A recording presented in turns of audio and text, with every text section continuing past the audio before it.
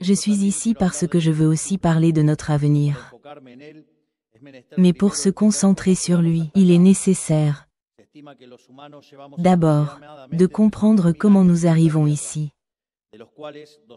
On estime que les humains se trouvent dans ce pays depuis environ 300 000 ans, dont 290 000 chasseurs, vivant dans des chiffons, sans ingénierie ni agriculture, encore moins d'écriture. C'était une vie basée sur l'instinct de survie le plus fondamental du règne animal. S'il survit, si je n'ai pas faim. Il y a environ 10 000 ans, nous avons découvert comment cultiver la terre et cela nous a permis de nous nourrir, entre 10 et 100 fois plus de personnes, par hectare, ce qui nous a amené à nous réorganiser dans des sociétés plus complexes. Cela a apporté un développement exponentiel du développement, avec lequel nous avons fini par conquérir toute la planète. Nous quittons les grottes pour se rencontrer dans les villages et les villes. Nous naviguons toutes les eaux. Nous construisons des monuments impensables. Nous conquérions les jungles, les forêts et les montagnes. Nous avons développé des mathématiques et des écrits. Et, en 1450, un homme du nom de Gutenberg a découvert la presse à imprimer moderne. Pour ceux qui sont intéressés par les modèles de croissance économique et par la façon dont l'histoire peut être expliquée, du PIB par habitant, de l'histoire de l'humanité, et suggéré, lisez catégoriquement un livre, qui s'appelle « La théorie unifiée de la croissance » par Oded Galor. Il s'agit d'un modèle de croissance économique endogène, qui a un point de rupture de 1000 millions d'êtres humains et, avant cet équilibre, est un équilibre malthusien. Ensuite, il s'agit d'un équilibre de croissance endogène accéléré. Je dis, pour ceux qui sont intéressés, car ce genre de choses s'amuse, je comprends que ce n'est pas une préférence généralisée. Mais, en outre, Oded Galor me suit sur Twitter. Alors je suis tcho avec ça. Cette invention a accéléré notre développement de façon exponentielle, au point que, environ 95% des inventions de l'humanité se sont produites au cours des 0,2% de son histoire, c'est-à-dire au cours des 575 dernières années. La conséquence de cela est qu'aujourd'hui, un citoyen moyen a une meilleure qualité de vie qu'un empereur romain. Imaginez que, dans 250 ans, nous sommes passés de 95% de l'humanité pour avoir faim de cela. Aujourd'hui, il y a un problème généralisé d'obésité dans le monde. Autrement dit, la technologie est le plus grand échantillon des capacités de l'être humain, à la fois individuelle et collective. Chaque innovation technologique est une autre étape que l'homme a pris pour résoudre un problème, lui permettant d'avoir du temps inactif pour résoudre le suivant. À son tour, les grandes inventions de l'humanité ressemblent à des miracles dans la vie. Si nous disions à un pharaon égyptien que l'humain peut voler, qu'il est arrivé à la Lune ou, même, qu'il peut communiquer des milliers de kilomètres en deuxième fraction, merci Internet, il croirait que nous sommes des dieux. Si nous disions à Aristote, que nous avons tous les livres de l'histoire dans notre poche, je croirais la même chose. Chacun de ces miracles élève les hommes, dans les yeux du passé, à la place des dieux, et il n'y a jamais eu de meilleur moment pour l'être humain qu'aujourd'hui. Peu importe à quel point les agoreros en service veulent nous effrayer que le monde va au démon. Il en va de même pour Internet et la démocratisation des connaissances, qui nous permet de briser les monopoles historiques tels que le monopole de la vérité. Appelez l'ensemble des microphones, le sous-titre est passé. Aujourd'hui, toute personne ayant un téléphone portable est un opérateur d'une voix publique, qui peut être publié à Infinity et est également un transporteur d'un immense fichier de mémoire collective. Ainsi, il devient plus facile de démêler les mensonges pervers, dont il y a quelques années, ils étaient la seule voie autorisée soutenue par le modèle d'État. Il semble que lorsqu'il était également assez violent, c'est, comme quelqu'un le dit, l'organe le plus sensible de l'être humain et de la poche. Et il semble un peu plus des journalistes. Je l'ai vécu, pendant la campagne présidentielle, parce que j'ai été accusé de toutes sortes de barbaries et c'est grâce à la voix du peuple, dans les réseaux, que j'étais le président le plus élu de l'histoire argentine, malgré le fait de ne pas avoir de gouverneur, ou d'intendance, ou de moyens en ma faveur, et malgré le fait d'avoir pris la campagne électorale la plus austère de l'histoire. Mais, comme le dit la phrase des Maccabées, la victoire de la bataille ne dépend pas du nombre de soldats, mais des forces qui viennent du ciel, et elle a raison. Un autre monopole historique que la technologie craque est le monopole de la monnaie, car les individus du monde fatigués de la taxe sur les doigts du Seigneur, par les bureaucrates, en service et commencent à utiliser des moyens autonomes d'échange du pouvoir central, mais toujours fiables, comme les crypto-monnaies. Il en sera de même. En tout cas, ne laissez pas les États prendre le dessus et effectuer les crypto-monnaies des États, qui sont maintenus dans le secteur privé.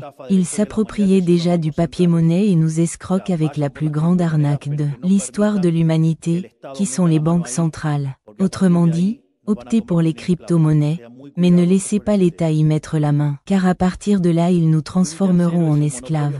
Soyez très prudents avec ce sujet. Et un tiers est le monopole budgétaire, car aujourd'hui, par exemple, un citoyen argentin peut décider de payer aux États-Unis, au Paraguay, en Uruguay, sans aucun problème, s'échappant des mâchoires de kleptomana d'un État insatiable. En bref, la technologie est un allié pour le citoyen dans sa recherche quotidienne de liberté. Cela nous aide à être plus propriétaires, notre temps est le fruit de notre travail. Paradoxalement, les Argentins pour aller à l'avenir doivent se retrouver des vérités qui sont dans le passé de notre nation, les vérités que nos héros nationaux à l'aube de l'Argentine connaissaient bien.